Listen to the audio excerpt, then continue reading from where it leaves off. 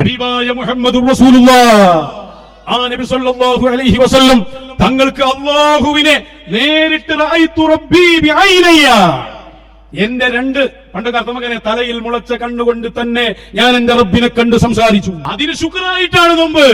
അപ്പൊ ഇതിന്റെ കാരണം ഭയങ്കര കാരണമാണ്. ആ കാരണം ഏറ്റവും വലുതാണ്. അതുകൊണ്ട് അതിന്റെ ലഘൂകരിക്കാനൊന്നും ഒരു മുസ്ലിം ജമാഅത്തുകാരനും നോക്കണ്ട. ഈ ജമാഅത്തെ ഇസ്ലാമി ആയി പോകുന്നല്ലാതെ അതിന്റെ പവറിൽ തന്നെ നോൽക്കാൻ അഹ്ലുസുന്നയുടെ ചുണക്കുട്ടികൾ റെഡിയാണ് ഇവിടെ. മുജാഹിദിന്റെ കൂട്ടത്തിലേക്ക് ഇയാൾ പോയിക്കോ, ഇതിൽ അതിനൊരു വിലയില്ലാതാക്കുക. നിങ്ങൾക്കൊരു മദതുമില്ല എന്നതിന്റെ ഏറ്റവും പ്രൗഢമായ വലിയ ഒരു തെളിവ് ലോകത്തിന് നൽകിയിട്ടാണ് കേരള യാത്ര സമാപിച്ചത്. അതെന്താണെന്നറിയോ? ഏറ്റവും പ്രധാനപ്പെട്ട ഒരു രാവ് മിഅ്റാജ് റസൂലില്ലാഹ് നബി സല്ലല്ലാഹു അലൈഹി വസല്ലമ തങ്ങളുടെ മിഅ്റാജിന് സാക്ഷ്യം വഹിച്ച റജബ് 27. ആ 27ന്റെ രാവിൽ മുഅ്മിനീങ്ങളായ ആളുകളൊക്കെ പള്ളികളിലും മശായിഖിന്റെ സദസ്സുകളിലും ഒരുമിച്ചുകൂടി മിഅ്റാജ് മൗലിദും അതുപോലെയുള്ള അദ്കാറുകളും ചൊല്ലി ദുആ ചെയ്യേണ്ട സമുദായത്തെ പിടിച്ചുകൊണ്ടുപോയി രാഷ്ട്രീയക്കാരന്റെ പ്രസംഗങ്ങൾ മണിക്കൂറുകൾ കേൾപ്പിച്ച് അവരുടെ സമയം നഷ്ടപ്പെടുത്തി ലോകത്തിനു മുമ്പിൽ AP സമസ്ത വിളിച്ചു പറഞ്ഞു, ഞങ്ങൾക്ക് മശായിഖുമായി ബന്ധമില്ല, ഞങ്ങൾക്ക് ദീനുമായി ബന്ധമില്ല. ഏതെങ്കിലും ഒരു മശായിഖുമായി ബന്ധമുണ്ടെങ്കിൽ അവർ പറയും, മോനെ ഒരു പരിപാടിക്ക് ഡേറ്റ് വെക്കുമ്പോൾ വിശേഷ ദിനങ്ങളാണോ എന്ന് നോക്കണം. പോകട്ടെ, മുസ്ലിം ജമാഅത്ത് സമസ്ത കടവയ്ക്ക് ഒരു മഹല്ല് കമ്മിറ്റി ഒരു കല്യാണം നിശ്ചയിക്കുകയാണെങ്കിൽ നമ്മളെ കാരണന്മാർ ചോദിക്കൂലേ, മിഅ്റാജിന്റെ ദിവസമൊന്നും അല്ലല്ലോ, ബറാത്തുമായി ബന്ധപ്പെട്ട് വരുന്നുണ്ടോ ഉസ്താദെ പ്രത്യേകം നോക്കി, അറഫന്റെ ദിനാണോ, മുഹറം 10 കഴിഞ്ഞിട്ടല്ലേ, എന്താ ഇത് പറയാത്ത ഒരു മഹല്ല് കമ്മിറ്റിയിലെ കാരണന്മാരും കൂടി ഉണ്ടാവില്ല. നിങ്ങൾ എന്ത് സമസ്ത എത്ര മുമ്പ് നിങ്ങൾ ഈ സംഭവം നിശ്ചയിക്കുമ്പോ മിഅ്റാജ് രാവാകാൻ സാധ്യതയുള്ള ദിവസം അല്ലെങ്കിൽ അതിന്റെ പകല് നിങ്ങൾ വെക്കാൻ പാടുണ്ടോ? അതിന്റെ അർത്ഥം എന്താ? നിങ്ങൾക്ക് ഒരു മതതും ഈ ചിന്ത ഒന്നും നിങ്ങൾക്കില്ല. നിങ്ങൾക്ക് ഇപ്പം എന്താക്കണം? ന്യൂ ഇയർ കഴിഞ്ഞ് 1 തുടങ്ങണം. അതിന് തുടങ്ങിയാൽ മതി. അവസാനം എവിടെ കൊണ്ട് അവസാനിപ്പിച്ചിട്ട് ഒരു കുഴപ്പമില്ല. എന്നാ പിന്നെ അഥവാ അങ്ങനെ വന്നാൽ ആ രാവും പകലും ഒഴിച്ചിട്ട് അടുത്ത് സമാപിച്ചാ പോരെ? ആദർശയാത്ര നടത്തിയില്ലേ നമ്മൾ? അതിന്റെ ഇടയിലാ ബറാഅത്ത് രാവും നോമ്പും വന്നത്. മശായിഖന്മാര് നമ്മളോട് പറഞ്ഞു, യാത്ര 2 ദിവസം നിന്നുകൊണ്ട് ഇവിടെ ഒന്നും വരാനൊന്നുമില്ല. ആ 2 ദിവസം കഴിഞ്ഞിട്ട് നമ്മളെ യാത്ര പിന്നെ തുടങ്ങുന്നത്. അപ്പോഴേക്ക് എന്തായിപ്പോ? മനുഷ്യർക്കൊപ്പൊക്കെ മൃഗങ്ങളൊപ്പം ആയിപ്പോ. നിങ്ങൾ ലോകത്തോട് പറഞ്ഞു, ഈ രാവ് ഞങ്ങളുമായിട്ട് അതിന് ബന്ധമല്ല കേട്ടോ. അതിനും വലിയ രസം എന്താ അറിയോ? വല്ല പ്രത്യേകതയായിട്ട് വല്ല എണ്ണിയിരുന്നത്. ഞങ്ങൾ നിശ്ചയിച്ചിരുന്നത് 17-നായിരുന്നു. 17-ാം തീയതി എന്ന് പറഞ്ഞാൽ മിഅ്റാജ് നോമ്പിന്റെ അന്നേ നിലപോലെ നിശ്ചയിച്ചിരുന്നത്. അത് ഞങ്ങളെല്ലാവരും കൂടി ദീനിനോടുള്ള ഇഷ്ടം കൊണ്ട് അതിൻ്റെ നേരെ മുമ്പത്തെ ദിവസത്തേക്ക് മാറ്റി. ദീനിനോടുള്ള ഇഷ്ടം കൊണ്ടല്ല, നോമ്പിന് പരിപാടി വെച്ച ആൾക്കാർ നോമ്പ് തുറക്കാൻ പോകും. തീറ്റ കഴിഞ്ഞിട്ടല്ലേ സംഘടന ഉള്ളൂ. പള്ളി പഴിച്ചിട്ട് ആരും സംഘടനക്ക് വരുന്നില്ല, എല്ലാവർക്കും ഉറപ്പല്ല പോയി. അപ്പൊ നോമ്പ് തുറക്കാൻ വേണ്ടി ആള് പോയാൽ ഗ്രൗണ്ട് കാലിയാവും. ചിലപ്പോൾ പേരോടെ തന്നെ മുങ്ങും തിന്നാൻ. കലീത്തങ്ങൾ എന്തായാലും പോവും. അപ്പോ ഈ ഒരവസ്ഥ അവിടെ ഉണ്ടാവുമ്പോൾ ഒരൊറ്റ ആളും ഉണ്ടാവില്ല. എന്നിട്ട് പറയാ, ഞങ്ങൾക്ക് മിഅ്റാജിനോടുള്ള ഒരു വലിയ ഉസ്താദിന്റെ ഒരു സൂക്ഷ്മത, വടശ്ശേരി പറയാ, ഉസ്താദിന്റെ ഒരു സൂക്ഷ്മത ഞങ്ങൾ അത്രയും ദിവസം പ്ലാൻ ചെയ്ത് തയ്യാറാക്കിയത്. ഈ തയ്യാറാക്കുമ്പോൾ ഇവരൊക്കെ എന്തെടുക്കായിരുന്നു? എന്തേ നിങ്ങൾക്ക് പണി ചങ്ങായിമാരെ? മിഅ്റാജ് വലിയ പ്രധാനപ്പെട്ട ഒരു രാവല്ലേ? എന്നിട്ട് നിങ്ങൾ വലിയ സംഭവമാക്കിയിട്ട് പറയാണ്. ആ വടശ്ശേരി പറഞ്ഞത് എന്ത്? ഞങ്ങളെ ഉസ്താദ് ആ ദിവസം മാറ്റി. അതൊരു സുന്നത്ത് നോമ്പായിരുന്നു. അതിനൊരു പ്രാധാന്യമൊന്നുമില്ല. മദ്രസയിലെ പുസ്തകത്തിൽ പോലും ഞങ്ങൾ പഠിപ്പിക്കണില്ല. അങ്ങനൊരു സുന്നത്തല്ലാഞ്ഞിട്ടും ഞങ്ങൾ ആ നോമ്പിന്റെ ദിവസം മാറ്റി. ചങ്ങന്മാരെ, നോമ്പ് വരുന്നത് എന്തുകൊണ്ടറിയോ? ആ രാത്രിയുടെ പകലായതുകൊണ്ടായിരുന്നു നോൽക്കണം എന്നാ പറഞ്ഞ്. അതിന്റെ പ്രാധാന്യം കിടക്കുന്നത് ലൈലൻ സുബ്ഹാനല്ലദീ അസ്റാ ബി അബ്ദിഹി ലൈലൻ. രാത്രിയിലാണ് ഇസ്രാ മിഅ്റാജ്. അത് നടന്ന ആ രാത്രിക്ക് പഴയ കാലത്ത് തന്നെ വലിയ പ്രത്യേകത. അന്ന് ആളുകളൊന്നും വേറെ പണിയൊന്നും എടുക്കൂല. അന്നത്തെ പണി രാഷ്ട്രീയക്കാരന്റെ പ്രസംഗം കേൾക്കലല്ല. അന്നത്തെ പണി നിങ്ങൾക്കറിയോ, ഇവരെല്ലാം മൊയ്ലിയമാരാണല്ലോ അധികം പിടിച്ചുകൊണ്ടായത്. വലിയമാർ പോയില്ലെങ്കിൽ ഇനി എത്ര ഉസ്താദുമാർ വിളിച്ചു, ഉസ്താദേ പള്ളിയിൽ മേറാജിന്റെ സദസ്സാണ്, പക്ഷെ പോകാഞ്ഞാൽ പിരിച്ചുവിടും. എത്രയോ പള്ളികളിൽ മെഹ്റാജിന്റെ രാവുകൾ ഇല്ലാതെയായി. ഒരുപാട് ഉമറാക്കൾ കംപ്ലൈന്റുമായി വന്നു. ഒരു സ്ഥലത്ത് എന്നെ വിളിച്ചിട്ട് പറഞ്ഞു, നിങ്ങൾ ആരെങ്കിലും ഒരാളെ പറഞ്ഞയച്ചരുമോ?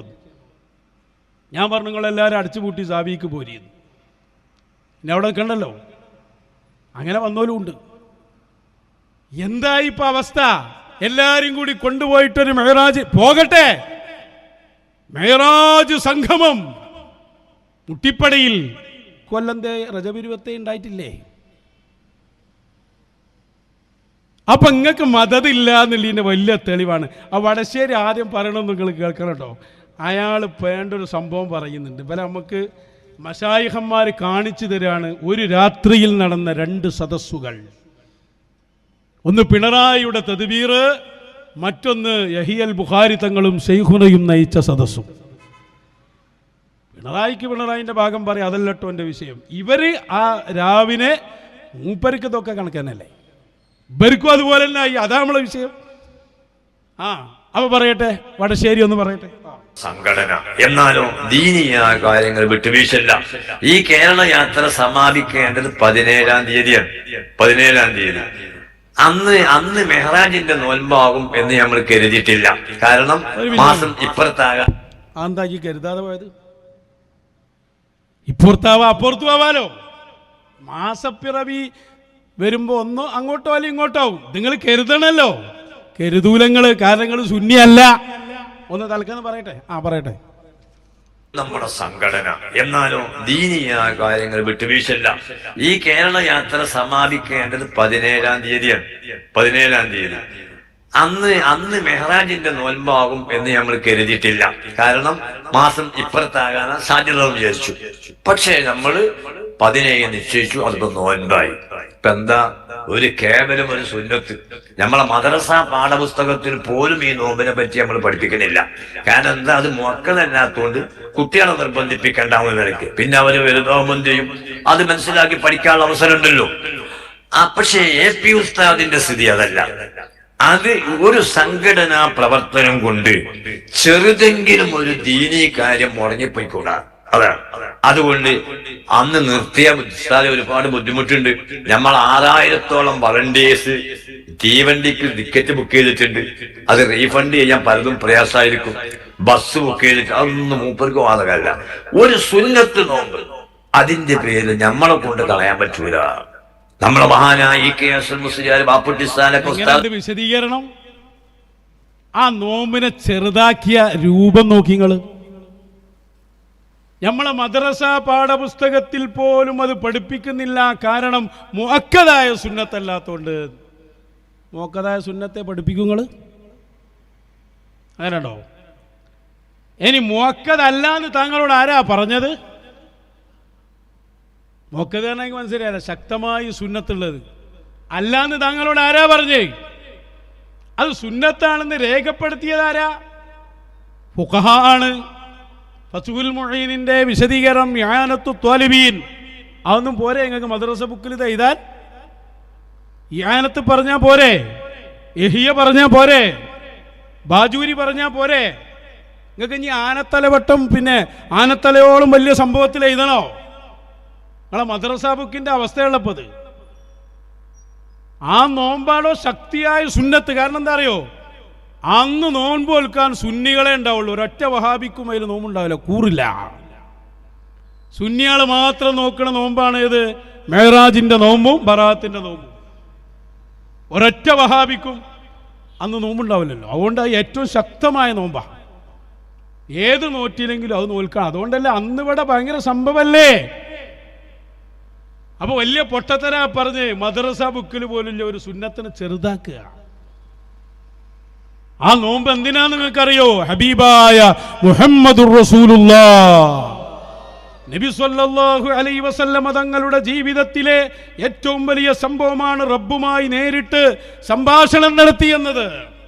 റജബ് 27 അന്നത്തെ മിഅ്റാജ് ദാത്തിയും റൂഹിയുമായ മിഅ്റാജാ.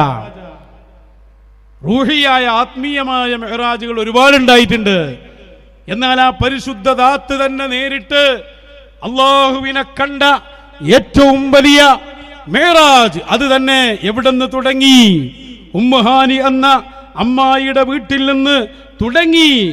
ആ വീട്ടിൽ നിന്ന് നേരെ എത്തിയത് മസ്ജിദുൽ ഹറാമിലേക്കാണ്. കഅബ ഇന്ന അവ്വല ബൈത്തിൻ വുദിഅ ലിന്നാസ് ലല്ലദീ ബിബക്കത മുബാറകൻ വഹുദൽ ലിൽ ആലമീൻ. അല്ലാഹു ആദ്യമായി ആളുകൾക്ക് അല്ലാഹുവിനെ ഇബാദത്ത് ചെയ്യാൻ വേണ്ടി അല്ലാഹ് സ്ഥാപിച്ച പള്ളി അതാണ് മസ്ജിദുൽ ഹറാം. കഅബയെ ചുറ്റി നിൽക്കുന്ന പള്ളി. അവിടെ നിന്ന് തുടങ്ങിയ മഹത്തായ യാത്ര 7 ആകാശങ്ങളും കടന്ന് സുബ്ഹാനല്ലദീ അസ്റാ ബിഅബ്ദിഹി ലൈലൻ മിനൽ മസ്ജിദിൽ ഹറാം ഇലൽ മസ്ജിദിൽ അഖ്സല്ലദീ ബാറക്നാ ഹൗല ലിനുരിയഹു മിൻ ആയാതിനാ ഇന്നഹു ഹുവസ് സമീഉൽ ബസീർ. അല്ലാഹു അവന്റെ അടിമയായ മുത്തു റസൂലിനെ സ്വല്ലല്ലാഹു അലൈഹി വസല്ലം മസ്ജിദുൽ അഖ്സയിലേക്ക്, അവിടെ നിന്ന് അങ്ങോട്ട് 7 ആകാശങ്ങളിലേക്ക്, സിദ്റത്തുൽ മുൻതഹയിലേക്ക്, സ്വർഗവും നരകവും അടക്കമുള്ള അത്ഭുതങ്ങളുടെ ലോകത്തേക്ക്. അതിൻ്റെ എല്ലാം കഴിഞ്ഞപ്പോ ജിബ്രീൽ അലൈഹിസ്സലാം തന്നെ അവിടെ നിൽക്കുകയാണ്. കണ്ടില്ലേ നിങ്ങൾ? അവിടെ വെച്ച് പിന്നെ ജിബ്രീൽ അലൈഹിസ്സലാം പറയുന്നു, ഇനി വന്നാൽ ഞാൻ തന്നെ കരിഞ്ഞു പോകും. അതല്ലേ പറഞ്ഞത്?